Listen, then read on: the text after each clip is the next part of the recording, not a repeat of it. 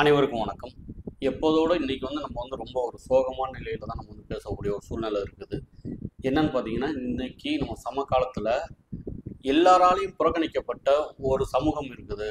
ஒரு பிரிவினர் இருக்கிறாங்க அப்படின்னு பார்த்தீங்கன்னா, கேட்பாரற்று கிடக்கிற ஒரு பிரிவு யார் அப்படின்னு பார்த்தா, நம்ம தூய்மை பணியாளர்கள் தான். இந்த மக்கள் போடுற குப்பைகள் எல்லாம் அவங்க கொண்டு போய் சுத்தப்படுத்தி வெளியில இது மக்கும் குப்பை, இது மக்காத குப்பை என்று தரம் பிரித்து இந்த அரசுக்கும் வருவாய் ஏற்படுத்தி கொடுத்து இந்த மக்களுக்கு நோய் பரவாம தடுத்து காத்து நிற்கிற கடவுள்களாக நின்றுட்டு இருக்கிறவங்க தான் தூய்மை பணியாளர்கள். அதுக்காக தான் அவரோட பக்கத்துல உட்காந்து நம்ம ஐயா மு.க.ஸ்டாலின் அவர்கள் உணவு அருந்தினது எல்லாம் செஞ்சு அந்த சமயத்துல என்னென்ன ஷூட்லாம் எடுக்கணுமோ அதெல்லாம் எடுத்தாங்க. வந்த கையோட நாங்கள் ஆட்சிக்கு வந்துட்டோம்னா நாங்கள் வந்த உடனே இவங்களை எல்லாத்தையும் நாங்கள் அந்த நிறைய வாக்குறுதியெல்லாம் கொடுத்தாங்க. இதை பற்றி பல பேர் பேசியிருக்கிறாங்க. சென்னை கண்ணகி நகர்ல இன்னைக்கு காலையில பரிதாபத்துக்குரிய முறையில நம்ம தூய்மை பணியாளர் ஒரு சகோதரி இறந்துருக்கிறாங்க. வரலட்சுமின்னு அவங்க பேர். அவங்களுக்கு 2 குழந்தைங்க இருக்கிறாங்க. ஒரு ஆண் குழந்தை ஒன்று, ஒரு பெண் குழந்தை ஒன்று. சென்னையில தொடர்ந்து மழை பெஞ்சிட்டு இருந்துச்சு. ஏன்னா செய்திகள் போடுறாங்கல்ல, அவங்க போடுறதை தான் நம்ம பார்க்கணும். ஏன்னா நானும் அந்த செய்தியாளர்ல ஒரு ஆள். நான் ஒரு செய்தி நிறுவனம் நடத்திட்டு இருக்கிறேன். ஆனா அது போடும்போதே அப்படி ஒரு முழுகுற மாதிரி முழுகுவாங்க. ஏன்னா மழை பெய்துட்டு இருந்தது.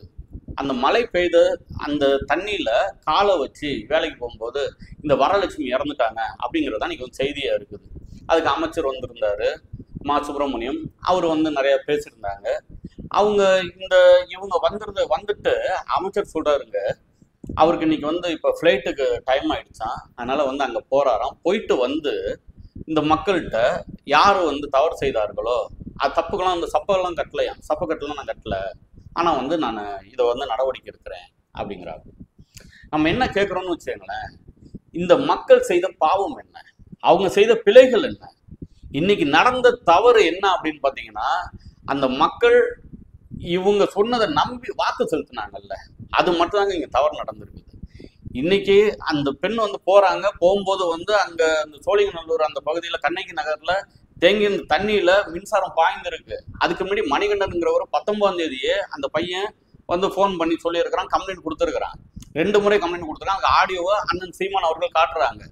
அதுக்கு முன்னாடி பாத்தீங்கன்னா அந்த பேசிட்டு இருக்கிற பல அந்த மக்கள்லாம் சொல்லும் போது என்ன சொல்றாங்கன்னா, நாங்க 6 மாசமா சொல்றோங்க, இங்க கரண்ட் எல்லா இடத்துலயும் இப்படிதான் இருக்குது, ஒயர் சரியில்லை எல்லாம் சொல்றோங்க, யாரும் கேட்கலங்கிறாங்க. ஆனா இந்த அரசு சொல்லுதுங்க, இதுக்கு நாங்க பல ஆயிரம் கோடி ரூபாய் நாங்க ஒதுக்குறோம். சென்னையை பாத்தீங்களா எவ்வளவு சிறப்பா நாங்க செய்திருக்கிறோம். நேத்து மேற்கொண்டு அறிக்கை கொடுத்தாரு ஐயா மு.க.ஸ்டாலின் அவர்கள், தமிழ்நாட்டின் சொக்க தங்கம் ஐயா. அவர் நேற்று அறிக்கை கொடுத்தாரு, இங்க இருக்கிற வளர்ந்து வந்த நகரத்துல மிகப்பெரிய ஒரு நகரமா இருக்கு சென்னை நகரம் அப்படின்னு ஐயா சொன்னாங்க. ஆனா இன்னைக்கு என்ன நிலைமையில இருக்குது, அந்த அக்கா இறந்துடுறாங்க, அவங்க குழந்தை இதா இருக்குது. உடனே இவங்க என்ன சொல்றாரு, அமைச்சர் சொல்றாரு, இங்க உடனே முதலமைச்சர் பதறிட்டாராம். பதறி போய் உடனடியே நேரா போய் பாருங்க, நான் ஏத்துக்கிறேன், போய் பாருங்க, பார்த்து அவங்களுக்கு நிதி கொடுங்கன்னு சொல்லி இந்த மின்சார வாரியம் ஒரு 10 லட்சம் ரூபாயும், அவங்க தூய்மை பணியாளர்களா அந்த தனியார் இது இருக்கும் பாருங்க, அந்த அமைப்பு ஒரு 10 லட்சம் ரூபாயும் சேர்த்து ஒரு 20 லட்சம் ரூபாய் இவங்களுக்கு நிதி கொடுத்துட்றாங்களாம். நிதி கொடுத்தா அந்த அழுத அந்த குழந்தையோட அந்த கண்ணீர் அந்த பாவம் விட்டுடுமா, அந்த நிதி கொடுத்தா இவங்களை சரியாயிடுமா? இது தப்பா? இது தப்பா இல்ல குற்றமா? நம்மளோட கேள்விதான். தவறு என்றால் தெரியாம செஞ்ச தவறு. இந்த அரசு ஆட்சிக்கு வந்ததுக்கு அப்புறம் இந்த அரசுக்கு அரசு அலுவலர்கள் பயப்படுறது கிடையாதுங்க. பல பேர் பயப்படுறது கிடையாது. நீங்க பல இடத்துக்கு நீங்க நேரடியா போய் பார்த்தீங்கன்னா உங்களுக்கு தெரியும். நாங்க நேரடியா போய் பார்க்கறதுனால சொல்றேன், மனுக்கள் போறதுனால சொல்றேன், செய்திகள் போறதுனால சொல்றேன். ஏன்னா எல்லா இடத்தையும் டப்பு இங்கே கீழே இருந்து மேல வரைக்கும் போயிடுது. அப்படி எதுக்கு பயப்படுவான்? அவன் தான் வேலை கொடுத்துறானே, இந்த குற்றம் செய்தா இந்த வேலை, இந்த குற்றம் செய்தா இந்த வேலை. இவர்களை காப்பாத்துறதுக்கு ஒரு ஒரு பெரிய டீமே போட்டுக்கிறது. அமைச்சர் வராரா, திடீர் ஆய்வு. அந்த திடீர் ஆய்வுக்கு எல்லாருக்கும் செய்தி வந்துடும், எல்லாரும் போய் ஷூட் பண்ணிட்டு இருப்பாங்க. திடீர் ஆய்வு தானங்க. திடீர் ஆய்வுல எப்படிங்க அவ்வளவு பேர் வருவாங்க? நான் இந்த இதுக்கு பலதுக்கு சொல்றேன். பலதுக்கு பல பேர் அங்க போய் முன்னாடி போய் நின்று எப்படி ஷூட் பண்ண முடியும்? எப்படி பத்திரிகை செய்தி வரும்? இவங்க முழுவதும் ஆட்சி நடத்தலைங்க, திரைப்பட காட்சி நடத்திட்டு இருக்கிறாங்க, வேற எதுவுமே இல்லை. இங்க அலுவலர் தவறு செய்திருக்கிறாருன்னா ஒரு அலுவலரை அந்த பதவியில நீக்கி டிஸ்மிஸ், சஸ்பெண்ட் சொல்றாங்க. 32 சான்றிதழ் தஞ்சாவூர்ல கொடுத்தாரு. அதை வித்து சம்பாரிச்சுட்டான். சம்பாரிச்சதுக்கு அந்த நிறுவனத்தை சேர்ந்த அந்த டிபிஹெச்ல உள்ள அந்த டிடிஏ போய் புகார் கொடுக்குறாங்க. இன்னைக்கும் இருக்கு, அப்படிதான் சொல்றாங்க. ஏன்னா நம்ம போய் புகாரை பார்க்கல. அவங்க தான் சொன்னாங்க, நாங்க வந்து புகார்லாம் கொடுத்துட்டோங்க.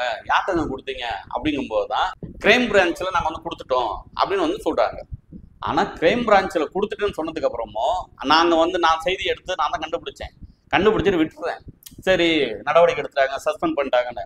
கொஞ்ச நாள்ல அதே ஆளை கொண்டு போய் இங்க இருந்து தஞ்சாவூர் மாவட்டத்துக்கு திருவாரூர் மாவட்டத்துக்கு மாத்தி அந்த ஆளுக்கு போய் அங்க போய் வேலையில சேர்த்துறாங்க. இப்படிதான் இருக்கு. அப்ப இதுக்கு யாருங்க காரணம் சொல்லி இப்ப சமீபத்துல ஒரு 2 நாளைக்கு முன்னாடி அவங்ககிட்ட நான் கேட்கிறேன், ஏங்க 32 சான்றிதழ் வந்து பிறப்பு சான்றிதழ் போலியா கொடுத்துருக்கிறதுக்கு நீங்களே வந்து சொல்லியிருக்கீங்க, நீங்க வந்து புகார் கொடுத்துருக்கீங்க, அந்த புகாருக்கு என்னன்னு கேட்டா, இல்ல சார் நாங்க எங்களதே சரியா போச்சு சார்னு இந்த அம்மா. அப்படியே நீங்க கேட்டீங்கன்னா அந்த முதல்வன் படத்துல வரும் பாருங்க, இங்க தப்பு இங்க தப்பு இங்க தப்பு இங்க தப்புன்னு, அது போல தொடர்ந்து மேல வரைக்கும் தப்பா இருக்குது. நம்மளோட சேனல்ல இந்த சில ஆடியோலாம் வந்து ஆடியோ இந்த லீக்னு சொல்லிட்டுலாம் சில போட்டு ரிலீஸ் பண்ணியிருப்பேன். அந்த ஆடியோலாம் பார்த்தீங்கன்னா தெரியும் இவர்கள் எவ்வளவு தவறு பண்றார்கள் இந்த அலுவலர்கள் தெரியும். எப்போ வந்து இந்த அலுவலர் திடீர்னு வந்து இந்த வருஷம் தான் இவங்க ஆட்சிக்கு இந்த ஆட்சிக்கு வந்ததுக்கு அப்புறம் தான் இங்க வந்தாங்களா வேலைக்கு? இல்ல. ஆனா இத்தனை ஆண்டுகள் இல்லாத அளவுக்கு தவறுகள் செய்யறாங்க அப்படின்னா திமுக அரசு மேல அந்த அமைச்சர்கள் மேல கொஞ்சம் கூட பயமே இல்லை. அதான் காரணம். இது போல செஞ்சுட்டா நம்ம இது போல செஞ்சிருவானே, நம்மள வந்து வேலையை விட்டு தூக்கிடுவானே, பாக்குறதுக்கு அசிங்கப்படுத்திடுவானே, தண்டனை கிடைக்குமா நமக்கு, நம்ம கை கட்டி நிக்கணுமே அப்படின்னு இருந்தா செய்வாங்களா? 2 தடவை புகார் கொடுத்தது இருக்கு. அந்த புகார் கொடுத்தது வச்சுக்கிட்டு கூட திருப்பி அதுக்கு வந்து நீங்க நடவடிக்கை எடுக்கல, நீங்க ஒரு உயிர் போச்சு அப்படின்னு சொல்லி பேசும்போது உடனே அங்க இருந்து அந்த மறுமுனையில சொல்றாங்க, ஓ அப்படின்னா இது என்னது? இவரு தான் சொல்றாரு, நீங்க வந்து வீட்லயே இருங்க, வீட்டிலே இருந்துட்டுனா நாங்கள் வந்து தாய்மானவர் திட்டம் வச்சிருக்கிறோம், உங்க வீட்டுக்கு வந்து அரிசி கொடுத்துறோம், வாக்கரிசி தான் கொடுக்கணும், வேற வழி இல்லை, நீங்க வீட்டிலே இருங்க, அது போதும். மக்களுடன் முதல்வர், உங்களுடன் ஸ்டாலின், இப்ப எல்லாத்துலயும் ஸ்டாலின். அப்ப இது செத்ததுக்கு யாரோட இந்த செத்தாங்க? அப்ப அந்த அலுவலர்களுக்கு என்ன நடவடிக்கை எடுத்து அவங்களுக்கு என்ன தண்டனை கொடுப்பீங்க? தண்டிக்கணுமா இல்லையா? சட்டப்படி தண்டிக்கணுமா இல்லையா? நீங்க பாருங்க, யாராவது பார்த்துட்டு இருக்கவங்க சொல்லுங்க. சஸ்பெண்ட் தான்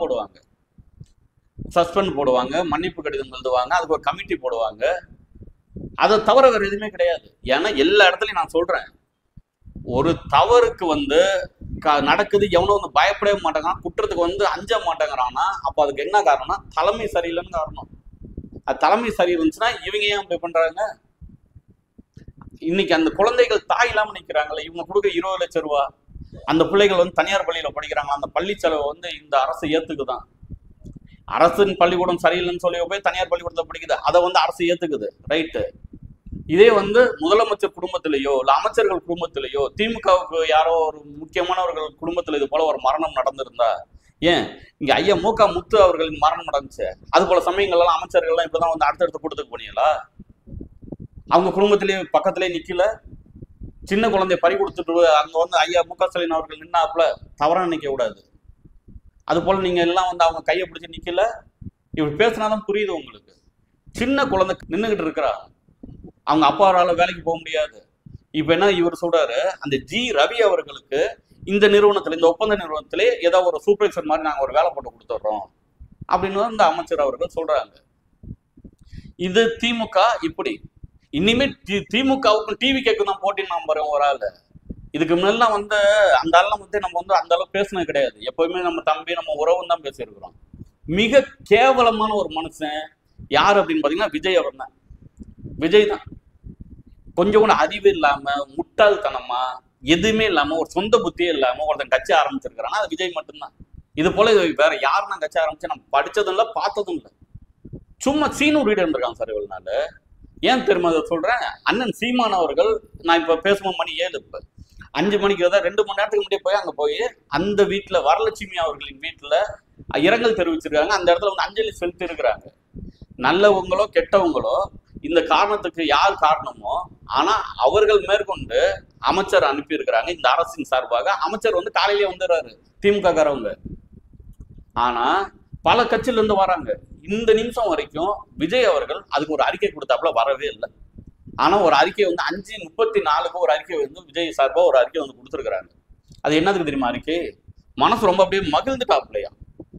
இங்க மதுரையில் நடந்துச்சு பாருங்க அந்த தாவேக்கா மாநாடு, அதுல வந்து ரொம்ப மகிழ்ந்து போயிட்டாப்லையா, ரொம்ப நெகிழ்ந்து வேற போயிட்டாப்லையா. என்ன நெகிழ்ந்து போயிட்டாப்லன்னா, அந்த எல்லாம் செத்து போனாங்கல்ல, அங்க செத்து போனவங்க அந்த சகோதரர்களோட அந்த குடும்பத்துக்காக இவங்க வந்து எப்பவுமே துணை நிற்பாங்களாம். ஏற்கனவே பலாயிரம் கோடி ரூபாய் ஒதுக்கி அந்த ஒதுக்குன பணத்துல எந்த அளவு வேலை செய்திருக்கிறார்கள்ங்கிறது இது போல பள்ளமும் மேடும் வந்து நமக்கு எடுத்து காட்டுது திமுக அரசு. இந்த பக்கம் தாவேகா, டிவிக்கு டிஎம்கே, இவங்க 2 பேருக்கு தான் போட்டியான். அவரு வந்து பார்த்துட்டு நான் ஊருக்கு போறேன், அந்த ஊர்ல அந்த ஃபங்க்ஷன்லாம் முடிச்சுட்டு நாங்க வந்து நாளைக்கு மறுநாள் வந்துடுவேன், எல்லாரையும் கூட்டம் சேர்த்து உட்காந்து அதுக்கப்புறம் நம்ம வந்து எல்லாரும் பேசி இந்த குறைகளை வந்து எப்படி நம்ம சரி பண்ணலாம் அப்படின்னு சொல்றேன்னு சொல்லி திமுகவின் டிஎம்கேயின் அமைச்சர் சொல்றாரு. டிவிக்கே நாளைக்கு முதலமைச்சரா வரணும்னு சொல்லிட்டு முண்டிக்கிட்டு இருக்கிறாரு பாருங்க. ஒரு இதுல கூட முடியாது. அந்த விஜய் என்ன செய்யறாருல, அறிக்கையில இதை பத்தி எதுவுமே குறிப்பிடவே இல்லை சார். இதுக்கு குறிப்பிட்டிருக்கணுமா இல்லையா? ஏன்னா கவின் செத்தா நான் வந்து பேச மாட்டேன், அதை வந்து அந்த ஆணவ படுகொலை பத்தி நான் என்ன எதுன்னே நான் பேச மாட்டேன், நான் எதுவுமே நான் பேச மாட்டேன், எனக்கு வந்து வாக்கு மட்டும் செலுத்திருங்க, நான் வந்து மேல வந்து நான் உட்காந்துடணும்னா ரொம்ப ரொம்ப ரொம்ப தவறு.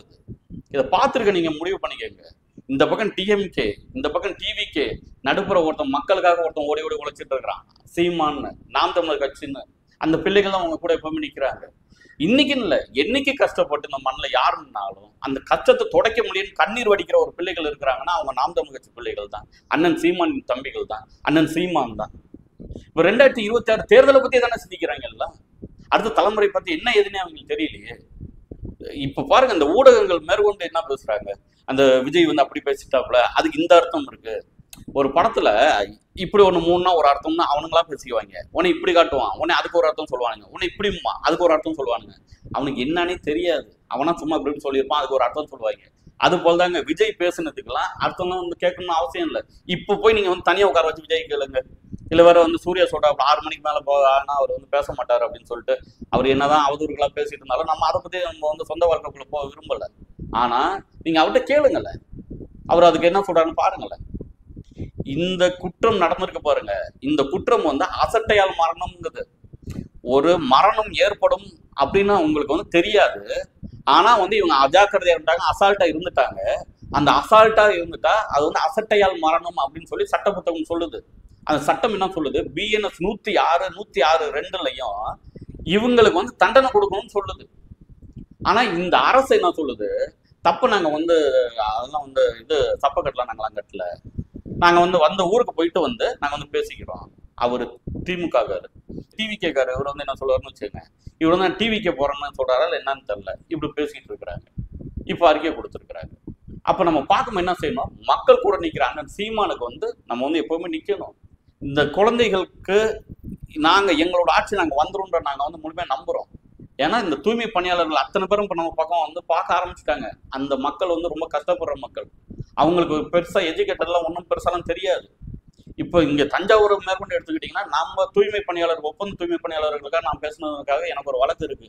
தஞ்சாவூர்ல இருந்த ஒரு நேர்மையான, ஏன்னா ஏற்கனவே அவங்க மேல வந்து விஜிலன்ஸ் எல்லாம் வந்துச்சு பாருங்க, அந்த மகேஸ்வரின்னு ஒருத்தவங்க இருந்தாங்கல்ல, அந்த நேர்மையான அந்த அலுவலர் வந்து அந்த தஞ்சாவூர் ஆணையர் மேல வழக்கு போட்டிருக்கிறாங்க 25 லட்சம் ரூபாய் கேட்டு. தூய்மை பணியாளர்களின் வாயா மாறிட்டாருங்கிறது தான் அதை வந்து சரத்து, வேற எதுவும் கிடையாது. அப்ப இந்த மக்களுக்காக நிக்கிறது யாரு அப்படின்னு பாத்தீங்கன்னா சீமானின் தம்பி. நானு என்ன மாதிரி இருக்க தம்பிகள் ஊடகத்துல இருந்தாலும் அந்த பிள்ளை வந்து என்ன டிவின்னு நான் மறந்துட்டேன், அண்ணன்ட்ட போய் அண்ணன் சொல்லுங்கன்னு, நான் அந்த பையன் வந்து அந்த கலைஞரின் அந்த தம்பி இருக்கிறாப்புல பாருங்க, அந்த தம்பிக்கு உள்ள அந்த ஒரு உணர்வு கூட இந்த தாவேக்கார அந்த தலைவருக்கு இல்ல, விஜய்க்கு இல்ல அப்படின்னா அப்புறம் மாநாடு நடந்தா என்ன, மண்ணா போனா என்ன, அந்த கட்சி இருந்தா என்ன, கரைஞ்சு போனா என்னங்கிறத கேட்கணுமா இல்லையா? கேட்போம், இந்த மாதிரி நம்ம கேட்போம். ஒரு மரணம் உன் மனசை வந்து உழுக்கவே இல்லை, காலையில இருந்து உனக்கு அது தெரியவே இல்லை, 2 தான், உனக்கு உழுக்கல இல்லை வந்து தெரியவே இல்லைன்னா இந்த நாட்டின் மீதும் நாட்டின் மக்களின் மீதும் எந்தவித அக்கறையும் இல்லைன்னு அர்த்தம் உனக்கு. அப்ப நீ வந்து தலைவன் ஆகிற தகுதியே இல்லை. இந்த குழந்தை நாளைக்கு வந்து எந்திரிச்சு நின்று அதை வந்து தன் தாயை தேடும் போது இந்த 20 லட்ச ரூபா வந்து அவங்களுக்கு வந்து அந்த இழப்பை வந்து சரி பண்ணிடுமா? ஒரு தாயின் இடத்தை எதனால நம்ம வந்து அதை வந்து நிவர்த்தி செய்ய முடியும்? அப்ப இதெல்லாம் உணர்ந்துகிட்டு அந்த குழந்தைகள் நாளைக்கு வாழ்க்கையில ரொம்ப நல்லா இருக்கணும், அந்த குழந்தைகள் மாதிரியே பல குழந்தைகள் வந்து வாழ்க்கையில நல்லா இருக்கணும், எல்லாருமே நல்லா இருக்கணும், இந்த மண் வந்து வளமா இருக்கணும், இங்க குற்றம் செய்ய அந்த அலுவலர்களாக இருந்தாலும் சரி, அமைச்சர்களாக இருந்தாலும் சரி, எவனா இருந்தாலும் பயப்படணும், அச்சப்படணும் அப்படின்னா அதுக்கு ஒரு ஆட்சி வந்து சரியான ஆட்சி வேணும். அதுக்கு யாரோட ஆட்சி வேணும்னா சீமானின் ஆட்சி தான் வேணும், நாம் தமிழர் கட்சியின் ஆட்சி தான் வேணும். அதுக்காக வர தேர்தல் 2026ல் விவசாய சின்னதுக்கு வாக்கு செலுத்துங்க. என்னடா இது போல துக்க நேரத்துல கூட வந்து அரசியல் பேசலாம்னு நினைக்காதீங்க. இவங்க சாவுக்கு காரணமே இந்த அரசின், இந்த அரசு அலுவலர்களின் இந்த இதுதான், அலட்சியம்தான், வேற எதுவுமே கிடையாது. அப்ப அந்த பகுதியில வந்து எம்எல்ஏ இருக்கிறாங்க, அந்த பகுதியில கட்சிக்காரவங்க இருக்கிறாங்க. நடந்து போகும்போது நான்லாம் போட்டுக்கிட்டு இருக்கேனுங்க செய்தியெல்லாம் வந்து போயிட்டு இருக்கும்போது பார்த்துக்கலாம் செய்தி போடுறேன்னு. அந்த பக்கம் இருக்கிறவங்களுக்கு இந்த கட்சிக்காரவங்களுக்கு தெரியாதா? ஏன் செய்தி போடுறது கிடையாது? ஏன் போய் வந்து இது செய்யறது கிடையாது? அங்க போய் அவங்க கம்ப்ளைண்ட் கொடுத்துருக்குறாங்கல்ல, புகார் கொடுத்தவங்க பக்கத்துல போய் நிக்கணுமா இல்லையா? தீண்டாமை சார் இதெல்லாம் வந்து ஒரு சமூகத்துல ஒரு குழுவுல இருக்கிறவங்க, அந்த ஒரு குழுவா இருக்கிறவங்களை போய் யாருமே நம்ம வந்து பார்த்துக்கவே மாட்டோம், அவங்க பேசுறதை நம்ம காதலே வாங்கிக்க மாட்டோம் அப்படின்னா இது வந்து நவீன தீண்டாமை. இது பேர் தான். இது எப்படி வந்து சொல்றதில்ல, மிக கேவலமான சமூகமா வந்து மாறிட்டு இருக்குது. இதெல்லாம் மாத்தணும்னா உறுதியா வந்து எங்க கூட நில்லுங்க. நாங்க எப்பவும் உங்க கூட நிக்கிறோம். இந்த நேரத்துல தான் அரசியல் தெரிஞ்சுக்கணும், இந்த நேரத்துல நம்ம அரசியல் பண்ணணும், இந்த நேரத்துல நீங்க வந்து அரசியலை புரிஞ்சுக்கணும். அதுதான் சரியா இருக்கும். அந்த தாய்க்கு, அந்த குழந்தைக்கு என்னோட ஆறுதலை தெரிவிச்சுக்கிறேன். அந்த தாய்க்கு நான் என்னோட கண்ணீர் வணக்கத்தை தெரிவிச்சுக்கிறேன். வேற என்ன சொல்றது, நான் பார்த்து செஞ்சுக்கங்க. இந்த டிவிக்கே வேணாம், இந்த டிஎம்கே வேணாம், நாங்கள் இருக்கிறோம். நம்ம எல்லாம் ஒன்றா சேர்ந்து இருக்கணும். நன்றி, வணக்கம்.